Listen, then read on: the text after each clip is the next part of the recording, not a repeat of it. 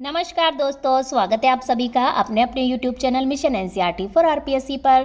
दोस्तों, हमने शुरू करी थी साइकोलॉजी के क्वेश्चंस के लिए सीरीज, जो कि थी रीट के लिए मोस्ट इंपॉर्टेंट थी। बाकी second grade first grade pay भी वो क्वेश्चन पूछे जाते हैं। हम आपको वो क्वेश्चन भी सॉल्व करवाएंगे जो उन एग्जामों में पूछे गए हैं।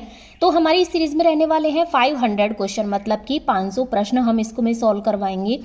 तो हम आज से शुरू कर रहे हैं। आज से हमारे क्वेश्चन देखिएगा और सभी क्वेश्चन बहुत इंपॉर्टेंट है और आप इनका लेवल देखिएगा। आप कितने प्रश्नों को सोल्व कर पाते हैं वो भी आप चेक कीजिएगा। कुछ कमी हो तो आप उसमें जरूर सुधार कीजिएगा। चलेगा, हम शुरू करते हैं आज का हमारा क्वेश्चन नंबर 1। क्वेश्चन नंबर 1 की तरफ बढ़ते हैं। देखिएगा, विद्यार्थी को नई विषय वस्तु को छोटे छोटे भागों में सरल पदों में पूर्व में जो वह जानता है उससे संबंधित कर प्रस्तुत करना चाहिए। शिक्षण की यह व्यूहरचना निम्नलिखित में से किसके लिए सर्वाधिक उपयुक्त है? सेकंड ग्रेड एग्जाम में पूछा गया था। तो ये वाली जो शिक्षण का जो मेथड है ये किसके लिए उपयुक्त है? ऑप्शन देखते हैं। सृजनात्मक विद्यार्थी, या फिर प्रतिभाशाली विद्यार्थी, या फिर धीमी गति के अधिगमकर्ता, या फिर अपचारी बालक। तो इसका सही जवाब क्या हो जाता है फ्रेंड्स? इसका सही जवाब हो जाता है धीमी गति के अधिगमकर्ताओं के लिए ये विधि सर्वाधिक उपयुक्त है। अगले प्रश्न की ओर हम बढ़ते हैं। हम ज़्यादा आपको व्याख्या नहीं करेंगे किसी प्रश्न की, क्योंकि इससे बहुत ज़्यादा समय लग जाएगा। हमारी कोशिश रहेगी कि अधिक से अधिक प्रश्नों को हम सॉल्व करवाएं। आप अपनी इससे प्रैक्टिस कर सकते हैं अच्छे से। देखिएगा, सेकंड ग्रेड एग्जाम में ये भी पूछा गया है। अपने को दूसरे लोगों के साथ, देखिएगा, अपने को दूसरे लोगों के साथ संबंधों के रूप में परिभाषित करने का तरीका और यह पहचानना कि स्वयं अपना व्यवहार प्राय दूसरों के विचारों, भावनाओं और क्रियाओं द्वारा निर्धारित हो रहा है, आत्म प्रत्यय का यह दृष्टिकोण कहलाता है। देखिएगा कितना लैंग्वेज को कितना टफ किया गया है। सेकंड ग्रेड एग्जाम में पूछा गया था।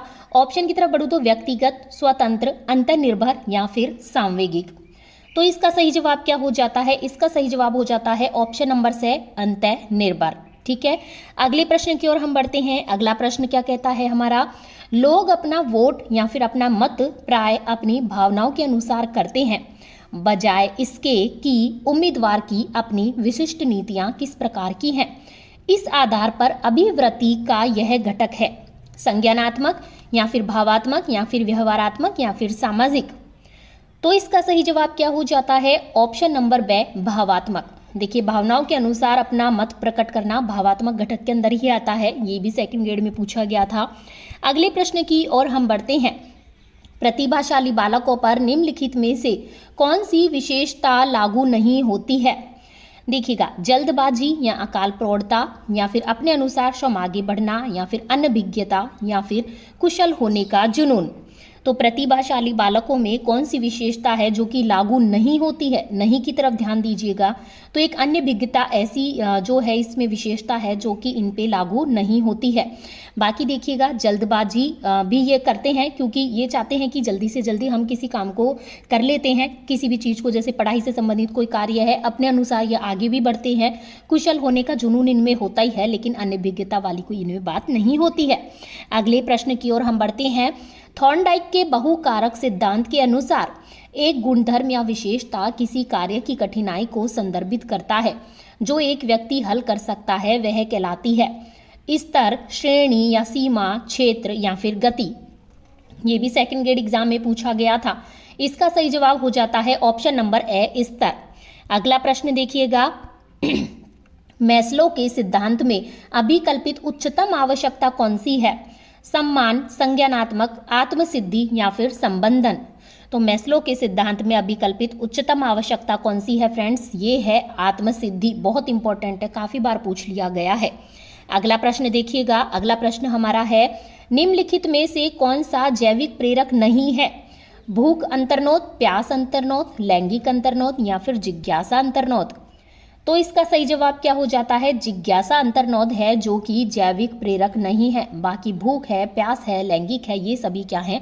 जैविक प्रेरक के घटक है। अगले प्रश्न की ओर हम बढ़ते हैं। अगला प्रश्न देखिएगा।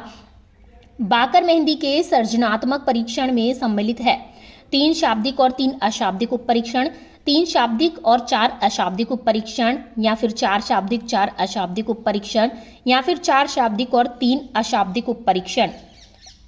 इसका सही जवाब क्या हो जाएगा? इसका सही जवाब हो जाएगा 4 शाब्दिक और 3 अशाब्दिक उप परीक्षण, अर्थात ऑप्शन नंबर द इसका सही जवाब हो जाएगा 4 शाब्दिक और 3 अशाब्दिक उप परीक्षण बाकर मेहंदी के सृजनात्मक परीक्षण में होते हैं। चलेगा, अगले प्रश्न की ओर हम बढ़ते हैं। निम्नलिखित में से कौन सा गार्डनर के बहुबुद्धि सिद्धांत का प्रकार नहीं है? तरल बुद्धि, तार्किक गणितीय बुद्धि, भाषाई बुद्धि या फिर संगीत बुद्धि? तो इसका सही जवाब क्या हो जाता है? तरल बुद्धि है, जो कि इसके गार्डनर के बहुबुद्धि प्रकार सिद्धांत के प्रकारों में सम्मिलित नहीं है। बाकी तार्किक या गणितीय बुद्धि भी है, भाषाई बुद्धि भी है और संगीत बुद्धि भी इसमें सम्मिलित है। अगले प्रश्न की ओर हम बढ़ते हैं। अवलोकनात्मक अधिगम प्रक्रियाओं का सही क्रम है, सेकंड ग्रेड में पूछा गया था।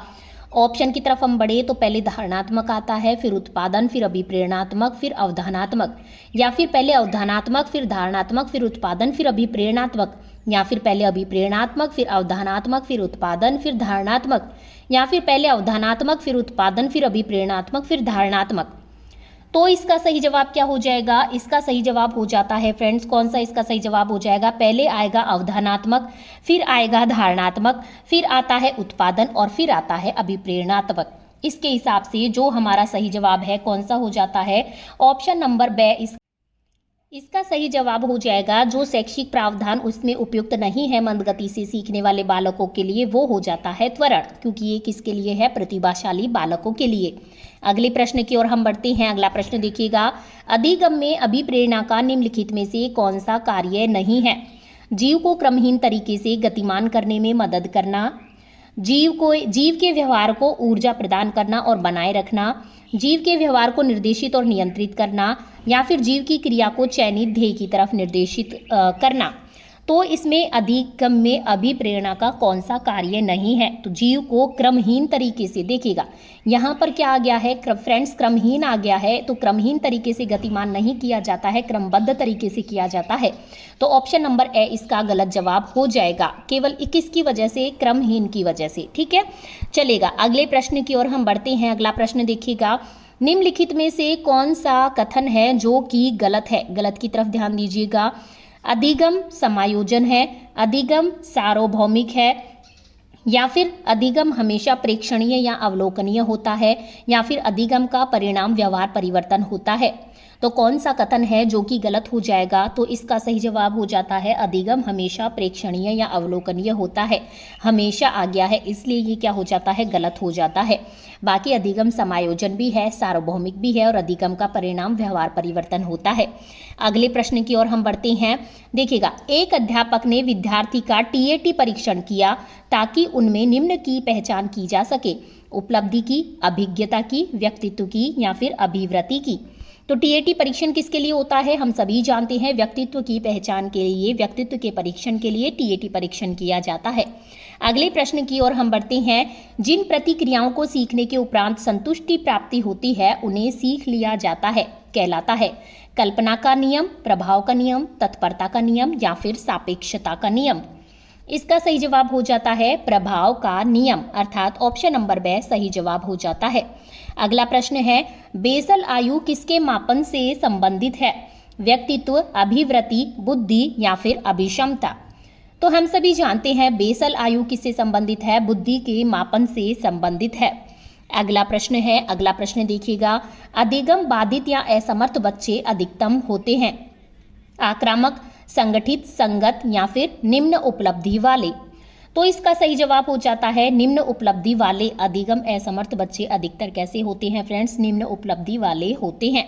अगला प्रश्न देखिएगा। अगला प्रश्न हमारा क्या कहता है? मनोविज्ञान ने शिक्षा को बना दिया है पाठ्यचर्या केंद्रित, शिक्षक केंद्रित, बाल केंद्रित या फिर विषय केंद्रित। तो मनोविज्ञान ने शिक्षा को बाल केंद्रित बना दिया है। अगला प्रश्न है हमारा, गिलफोर्ड द्वारा प्रतिपादित बौद्धिक संरचना के मॉडल में प्रारंभ में कितने तत्वों को सम्मिलित किया गया है? 100 को, 120 को या फिर 200 या फिर 150? इसका सही जवाब हो जाता है, हम जानते हैं गिलफोर्ड ने प्रारंभ में 120 तत्वों को बौद्धिक संरचना के मॉडल में प्रारंभ में शामिल किया था। अगला प्रश्न है हमारा, सम्मान और प्रतिष्ठा व्यक्ति के लिए अभिप्रेरणा की तरह कार्य करते हैं। ये प्रेरक निम्नलिखित में से किस श्रेणी से संबंधित है? व्यक्तिगत, सामाजिक, शरीर कार्य की या फिर राजनैतिक? तो इसका सही जवाब क्या हो जाता है? इसका सही जवाब हो जाएगा ऑप्शन नंबर बे, सामाजिक। सम्मान और प्रतिष्ठा, देखिएगा सम्मान और प्रतिष्ठा जहां पर आ जाता है ये किससे संबंधित है? सामाजिक से ही संबंधित है। अगला प्रश्न देखिएगा, अगला प्रश्न है आनुवांशिकता सबसे अहम भूमिका निर्वहन करती है बालक के भावनात्मक विकास में, बालक के सामाजिक विकास में, या फिर शारीरिक में, या फिर सांस्कृतिक विकास में। तो हम बात करें आनुवांशिकता की तो बालक के शारीरिक विकास में सर्वाधिक अहम भूमिका निर्वाह करती है। देखिएगा अगला प्रश्न, कौलहर का अधिगम का सिद्धांत निम्न में से किस नाम से जाना जाता है? पुनर्बलन का सिद्धांत, अनुबंधन का सिद्धांत, अंतर्दृष्टि या सूझ का सिद्धांत, या फिर उद्दीपन अनुक्रिया का सिद्धांत। तो कौलहर का अधिगम का सिद्धांत अंतर्दृष्टि या सूझ के सिद्धांत के नाम से भी जाना जाता है। नेक्स्ट प्रश्न है हमारा, विकास की कौन सी अवस्था तनाव एवं तूफान की अवस्था कहलाती है? शैशवावस्था, बाल्यावस्था, किशोरावस्था, या फिर प्रौढ़ावस्था। तो हम सभी जानते हैं, बहुत ही फेमस प्रश्न, जाने कितनी बार पूछ लिया गया है। किशोरावस्था को विकास की जो किशोरावस्था है उसको तनाव और तूफान की अवस्था कहा जाता है। नेक्स्ट प्रश्न हमारा क्या कहता है कि खिलौनों की आयु किसे कहा जाता है? काफी बार पूछा गया प्रश्न है, लगभग हमेशा ही पूछा जाता है, काफी कंफ्यूजिंग है। खिलौनों की आयु किसे कहा जाता है? पूर्व बाल्यावस्था, उत्तर बाल्यावस्था, शैशवावस्था, या फिर इनमें से सभी को। तो खिलौनों की आयु कभी भी आपसे पूछी जाए तो हमेशा पूर्व बाल्यावस्था को खिलौनों की आयु कहा जाता है। नेक्स्ट प्रश्न है हमारा, देखिएगा धीमी गति से सीखने वाले बालकों के लिए निम्नलिखित में से कौन सा प्रावधान सर्वाधिक उपयुक्त है? देखिएगा ऑप्शन की तरफ हम बढ़ते हैं तो संवर्धन, त्वरण या गतिवर्धन, प्रतियोगिताएं, या फिर उपचारात्मक शिक्षण। तो धीमी गति से सीखने वालों के लिए हमें क्या करना चाहिए? उपचारात्मक शिक्षण की व्यवस्था करनी चाहिए। अगला प्रश्न देखिएगा, अगला प्रश्न हमारा क्या कहता है, अभिरुचि, अभिवृत्ति, उपलब्धि तथा लिंग कौन सी विभिन्नताओं के क्षेत्र हैं? व्यक्ति की आंतरिक विभिन्नताएं, सामाजिक विभिन्नताएं, वैयक्तिक विभिन्नताएं, या फिर चारित्रिक विभिन्नताएं। तो ये सभी संबंधित हैं किससे? वैयक्तिक विभिन्नताओं से। अगला प्रश्न देखिएगा, बालकों की बुद्धि को मापने के लिए पहला बुद्धि परीक्षण का निर्माण किसने किया? सेकंड ग्रेड एग्जाम में पूछा गया था। J.M. कैटल ने, अल्फ्रेड बिने ने, स्टैनबर्ग ने, या फिर वेशलर ने। इसका सही जवाब हो जाता है अल्फ्रेड बिने ने सर्वप्रथम बुद्धि परीक्षण का निर्माण किया। अगला प्रश्न है हमारा, निम्नलिखित में से कौन सा क्रेचमर द्वारा प्रदत्त व्यक्तित्व के शरीर रचना सिद्धांत के वर्गीकरण का एक प्रकार है? गोलाकृति, आयताकृति, दुर्बल, या फिर लंबाकृति। क्रेचमर की हम बात करें तो किसका आता है? ये आता। अगला प्रश्न देखिएगा हमारा, निम्नलिखित में से कौन सी अधिगम की सही विशेषता नहीं है? अधिगम कोई परिणाम न होकर एक प्रक्रिया है, या फिर अधिगम प्रक्रिया सदैव ही उद्देश्यपूर्ण होती है, या फिर अधिगम अभ्यास, प्रशिक्षण तथा अनुभव पर आधारित होता है, या फिर मूल प्रवृत्ति तथा प्रतिक्षेपी क्रिया की वजह से व्यवहार में आया परिवर्तन अधिगम है। तो इसका सही जवाब क्या हो जाता है? इसका सही जवाब हो जाएगा मूल प्रवृत्ति तथा प्रतिक्षेपी क्रिया की वजह से व्यवहार में आया परिवर्तन अधिगम है। ये इसकी विशेषता नहीं है। बाकी अधिगम परिणाम नहीं है, एक प्रक्रिया है, ये बिल्कुल सही है। अधिगम प्रक्रिया सदैव ही उद्देश्यपूर्ण होती है, ये भी एकदम सही बात है। अधिगम अभ्यास, प्रशिक्षण, अनुभव पर भी आधारित होता है। अगला प्रश्न देखिएगा, अगला प्रश्न हमारा क्या कहता है, बालक के विकास के संदर्भ में निम्नलिखित में से कौन सा कथन है जो कि सत्य है? विकास केवल आनुवांशिकी का परिणाम है, विकास सतत प्रक्रिया नहीं है, विकास की गति बालक और बालिकाओं में एक समान होती है, विकास सामान्य से विशिष्ट की ओर अग्रसर होता है। तो इसका सही जवाब क्या हो जाता है? इनमें से कौन सा कथन सत्य है? विकास सामान्य से विशिष्ट की ओर अग्रसर होता है। चलेगा, अगले प्रश्न की ओर हम बढ़ते हैं। अगला प्रश्न है, निम्नलिखित में से कौन से मनोवैज्ञानिक प्रकार्यवाद से संबंधित नहीं है? William James, John Dewey, James R Angell, या फिर एबी टिचनर। तो इसका सही जवाब हो जाता है एबी टिचनर हैं, जो कि प्रकार्यवाद से संबंधित नहीं है। बाकी विलियम जेम्स हैं, जॉन डीवी है, और जेम्स आर एंजिल भी हैं। अगला प्रश्न है हमारा, अगला प्रश्न देखिएगा, किसी उद्दीपक यथा एक व्यक्ति, क्रिया, वस्तु या संकल्पना के प्रति सकारात्मक अथवा नकारात्मक मूल्यांकनात्मक प्रतिक्रिया कहलाती है? अभिवृत्ति, अभिक्षमता, अभिरुचि, या फिर अधिमूल्यन। इसका सही जवाब हो जाता है ऑप्शन नंबर से अभिरुचि कहलाती है। अगला प्रश्न है हमारा, देखिएगा, मानव शरीर में डिस्ट्रोफिन की कमी के कारण होता है। सेकंड ग्रेड एग्जाम में पूछा गया था। ऑप्शन नंबर ए है डिसलेक्सिया, या फिर स्पाइना बाइफिडा, या फिर मस्कुलर डिस्ट्रॉफी, या फिर पोलियो। तो मानव शरीर में डिस्ट्रोफिन की कमी के कारण क्या होता है? डिसलेक्सिया होता है, अर्थात ऑप्शन नंबर ए एकदम सही जवाब हो जाता है। नेक्स्ट प्रश्न है, रमन और अनमोल की एक ही बुद्धि लब्धि है जो कि कितनी है फ्रेंड्स? 120 है। रमन अनमोल से 2 वर्ष छोटा है। यदि अनमोल 12 वर्ष का है तो रमन की मानसिक आयु क्या होगी? देखिएगा फ्रेंड्स, बुद्धि लब्धि का मैं फॉर्मूला बताऊं आपको तो बुद्धि लब्धि क्या होती है, हम सभी जानते हैं। बुद्धि लब्धि इज इक्वल टू होती है मानसिक आयु अपॉन क्या होती है? मानसिक आयु अपॉन वास्तविक आयु मल्टीप्लाई किससे होता है? 100 से होता है। तो बुद्धि लब्धि हमको कितनी दी गई है? दोनों की एक जैसी है, 120 है। और रमन की मानसिक आयु पूछी गई है तो रमन की वास्तविक आयु हमें पता होनी चाहिए। मानसिक आयु मान लिया कि मैंने x है, तो इसकी जो वास्तविक आयु है, रमन अनमोल 12 वर्ष का है, रमन अनमोल से 2 साल छोटा है। इसका मतलब इसकी वास्तविक आयु 10 साल हो जाती है। मल्टीप्लाई करती हूँ मैं 100 से, तो देखिएगा ये कट जाता है 10 बार भाग जाता है इसका। फिर यहाँ से 1 0 से 1 0 काट दिया तो x की वैल्यू कितनी आ गई है? हमारी 12 आ गई है, अर्थात 12 वर्ष इसकी क्या हो जाएगी? मानसिक आयु रमन की हो जाती है। अगला प्रश्न देखिएगा, अगला प्रश्न है हमारा, वह प्रथम मनोवैज्ञानिक जिसने मानव व्यक्तित्व के अवचेतन भाग की व्यवस्थित रूप से छानबीन का प्रयास किया, वह कौन से हैं? अल्बर्ट बांडुरा, या फिर थॉर्नडाइक, या फिर मैक्स वर्दिमर, या फिर सिगमंड फ्रायड। इसका सही जवाब क्या हो जाता है? अवचेतन भाग की जहां बात आती है सबसे पहले किसने इस पर जोर दिया? सिगमंड फ्रायड, व्यवस्थित रूप से छानबीन का प्रयास किया। अगले प्रश्न की ओर मैं बात करती हूँ, निम्नलिखित में से कौन सा कथन अधिगम के बारे में सर्वाधिक उपयुक्त है? यह प्रक्रिया है, उत्पादन नहीं। यह अप्रकट प्रक्रिया है, यह अनायास होता है, यह व्यवहार में अस्थायी परिवर्तन है। तो इसका सही जवाब क्या हो जाता है? यह प्रक्रिया है, उत्पाद नहीं, सर्वाधिक उपयुक्त कथन है। अगला प्रश्न है हमारा, एक विचार अथवा अवधारणा के निर्माण में उपयुक्त वैचारिक प्रक्रिया जो नई, मौलिक तथा उपयोगी है क्या कहलाती है? सेकंड ग्रेड में पूछा गया था। सृजनात्मकता, उपलब्धि, बुद्धि, या फिर व्यक्तित्व। तो इसका सही जवाब क्या हो जाता है? इसका सही जवाब हो जाएगा सृजनात्मकता। अगला प्रश्न है हमारा, अगला प्रश्न देखिएगा, अगला प्रश्न क्या कहता है, निम्नलिखित में से कौन सा सिद्धांत अधिगम के व्यवहारवादी सिद्धांतों में सम्मिलित नहीं है? त्रुटि और प्रयास का सिद्धांत, या फिर शास्त्रीय अनुबंधन का सिद्धांत, या फिर क्षेत्र सिद्धांत, या फिर क्रिया प्रसूत अनुक्रिया अनुबंधन का सिद्धांत। तो त्रुटि और प्रयास का सिद्धांत भी व्यवहारवादी सिद्धांतों में सम्मिलित है, शास्त्रीय अनुबंधन का सिद्धांत भी है, और क्रिया प्रसूत अनुक्रिया अनुबंधन का सिद्धांत भी है। बल्कि क्षेत्र सिद्धांत है जो कि इसमें सम्मिलित नहीं है। इसका मतलब ऑप्शन नंबर से इसका सही जवाब हो जाता है। अगला प्रश्न देखिएगा, निम्नलिखित में से किसे स्टाइनर्ट रोग के नाम से जाना जाता है? सेकंड ग्रेड एग्जाम में पूछा गया था। देखिएगा, Duchenne muscular dystrophy, Becker's muscular dystrophy, myotonic muscular dystrophy, या फिर लिम्ब ग्रिडल मस्कुलर डिस्ट्रॉफी। तो इसका सही जवाब क्या हो जाता है? Myotonic muscular dystrophy. आगे देखिएगा, अगला प्रश्न है हमारा, किशोरों के शारीरिक विकास के संदर्भ में निम्नलिखित में से कौन सा कथन है जो कि क्या है? असत्य है? द्वितीय लैंगिक लक्षणों विशेषताओं का विकास, ये तो एकदम सही है। शारीरिक क्रियाओं और योग्यताओं में वृद्धि भी सही है। मांसपेशीय ताकतों में वृद्धि होती है क्या? ये भी सही है। शरीर के अनुपात में कोई परिवर्तन ना होना, ये गलत हो जाता है। अनुपात में परिवर्तन तो होता है, इसका मतलब ऑप्शन नंबर द असत्य हो जाता है। अगला प्रश्न देखिएगा हमारा, अगला प्रश्न क्या कहता है? अगला प्रश्न है, भारतीय संदर्भ RPWD एक्ट 2016 के अनुसार यदि व्यक्ति का दृष्टि क्षेत्र 40 डिग्री से कम व 10 डिग्री के कोण तक सीमित हो तो वह व्यक्ति होगा पूर्णतया दृष्टिबाधित व्यक्ति, अल्प दृष्टि युक्त व्यक्ति, या फिर सामान्य दृष्टि युक्त व्यक्ति, या फिर व्यक्ति में वर्णांधता।